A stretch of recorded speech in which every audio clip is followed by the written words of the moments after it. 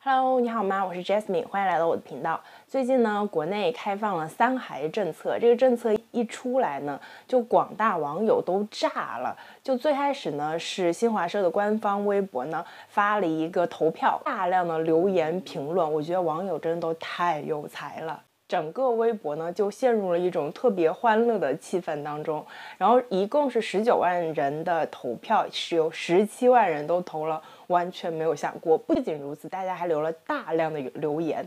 说这配图求生欲满满啊，特意画了2个女孩1个男孩。这说1年了，3个人都没换衣服，老大的风筝还没有了。还有这个说这只能对生了2胎的下手了，找不到新用户了。完了，有的说我要把名额卖给富人，保证他们能拼到男孩。然后我们这大某宝也坐不住了，3胎床、3胎车都相继上架了。还有的在争论65岁是挂还是不挂好，挂了是烈士，不挂呢还要带9个孙子孙女。最搞笑的是这位啊，就说我们老家猪不下崽了，养猪的都会去看看是哪出了问题，是猪圈不够大了，还是卫生条件太差了，导致猪不下崽了。没有说天天给猪看红头文件让猪下崽的。总之呢，我看完这些搞笑的言论，就觉得嘲讽的意味很浓啊。大概的意思呢是说，怎么着，国家认为我不买兰博基尼是因为限购吗？最初看到这个消息出来之后，我都觉得特别的困惑，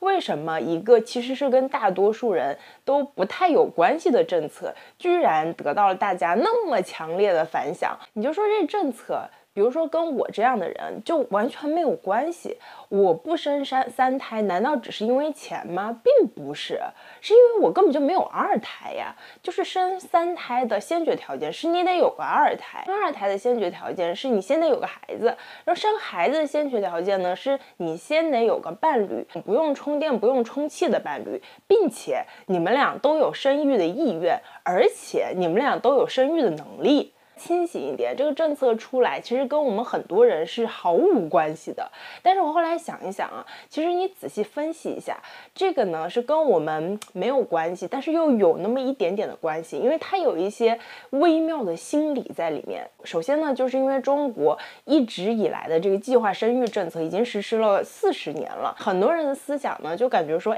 国家规定生几个我就得生几个，我一定要达到国家这个限制生育的上限，我如果少生了，感觉自己就亏了。很多年轻人他其实头脑是很清醒的，但是不妨碍你的父母觉得你如果没有升到上限，你就亏了。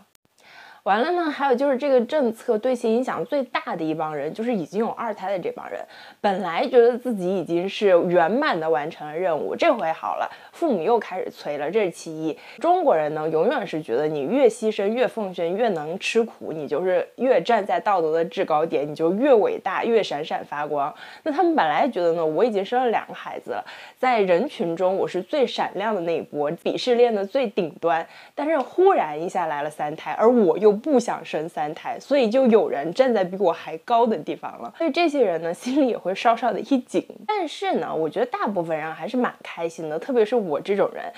我呢虽然是生了1个孩子，但是呢在普遍2胎，特别是我身边这个海外华人普遍2胎的这种情况下呢，我感觉我自己他不是生了1个孩子，而是少生了1个孩子。然后现在呢这个3胎政策出来了，所以我的感觉就是呢，本来只有我1个人没有完成作业，现在来呀造作呀，大家一起都没有完成作业。更搞笑的事情呢是这个官方投票呢挂了没多久，这条微博呢就被撤下来了。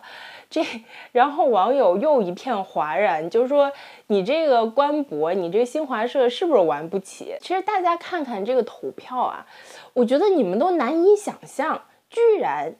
然还有1000多个人选择要生的，这可能是很多年轻人特别不理解的一个点啊。可是呢，其实我的观点会有一点点不一样，我会觉得虽然这个投票呢看起来像是一边倒，但实际上有生育意愿的想要再生的人应该是远比这个投票的比例要大的。你们想想看，经常上网的，会去发表意见的，会去投票的，特别是这些段子手们，这些生活在城市里的这些些眼界比较开阔的年轻人啊，他并不是生育的主力，甚至是说所有生活在城市的人都不是生育的主力。我们国家生育的主力主要是在农村和郊县。这个政策出来以后呢，我在网上看过一些评论啊，他们就说这个政策对于老家的很多人来说真的是一个非常利好的政策，因为很多人前2胎生的都是女儿，然后现在又有一个机会可以拼儿子了。这对于广大的生活在农村的人来说啊，很多焦虑，比如说年轻人压力过大，过于内卷，孩子的教育成本过高，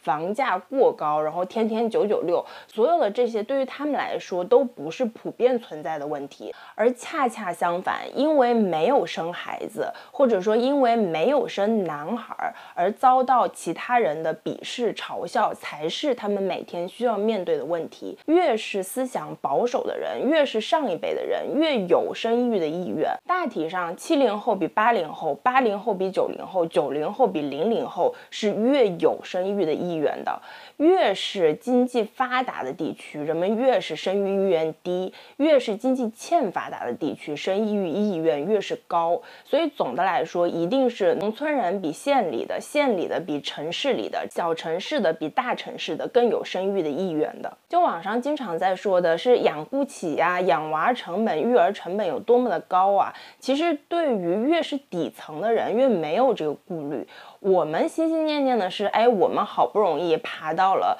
都不算是中产吧，我们好不容易爬到了有产阶层，我们不想阶层再下跌。但是对于他们来说，可能他们本来就什么都没有，他跌也跌不到哪去，只能上升，多生几个孩子还多一些上升的概率。但是我会觉得这个总体的大方向其实是挺令人担心的，因为我们可以结合之前的另外一条新闻来看，说的是呢，雄安新区作为一个实验基地呢，要在3年内免除高彩礼啊、攀比之风等等的风俗。这个新闻一出来呢，大家也是都炸锅了。比较集中的声音呢，就是说这回好了，那农村的女孩子就更没有价值了。所以结合这2个新闻来看呢，是男孩又有多一次的被生出来的机会了，而女孩又有多一个被消失的原因了。其实我们中国人一直以来都不用去谈什么生育的自由。最开始计划生育呢，墙上的标语是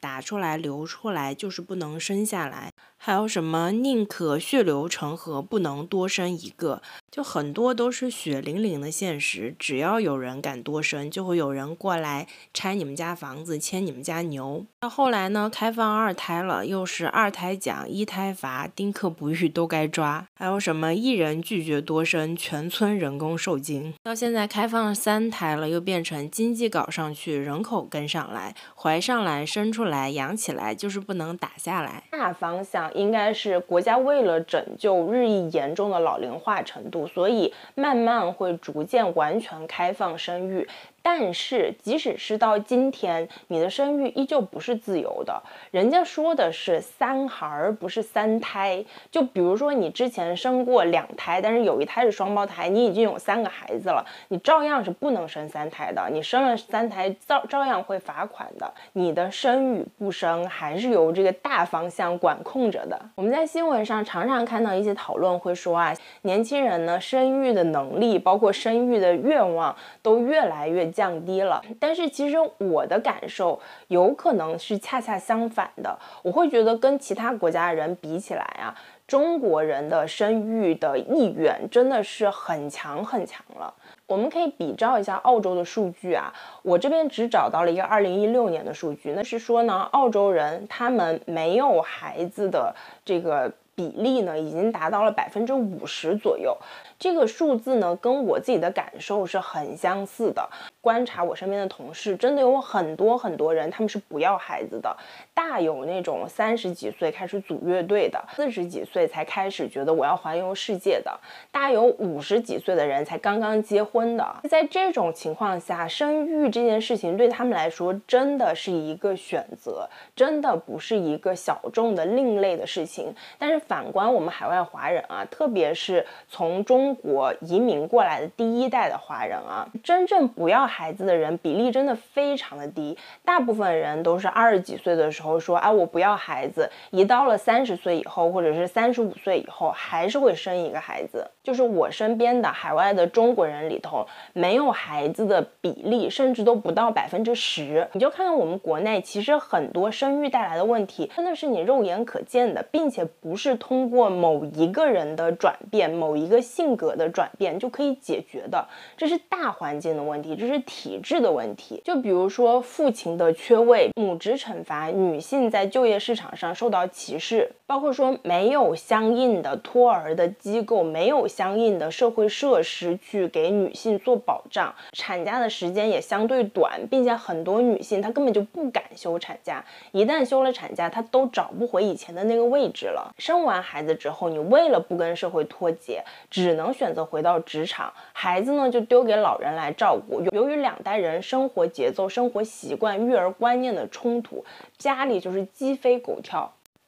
再加上极高的房价、极高的压力、极高的生活成本和社交成本，你还要照顾到老人、照顾到孩子，有很多很多的困难都是我们肉眼可见的。但是那又怎么样呢？我们可以看到国内的绝大部分人依旧是生了孩子的。我知道很多年轻人他们是很懂得规避掉风险，很懂得权衡利弊，很有自我意识，可是我必须得诚实的说，没有孩子或者是只有一个孩子，在未来不仅是你会受到政策的倾斜带来的影响，那还有就是大环境是如此，你很难不受到影响。很现实的问题就是你周围的同龄的朋友慢慢的都有孩子了，很多人就会觉得你很奇怪，甚至有很多人会觉得你是不是性格上或者生理上有某些问题，所以才会导致单身或者是不生孩子。最可怕的是，你的父母不会觉得你很奇怪，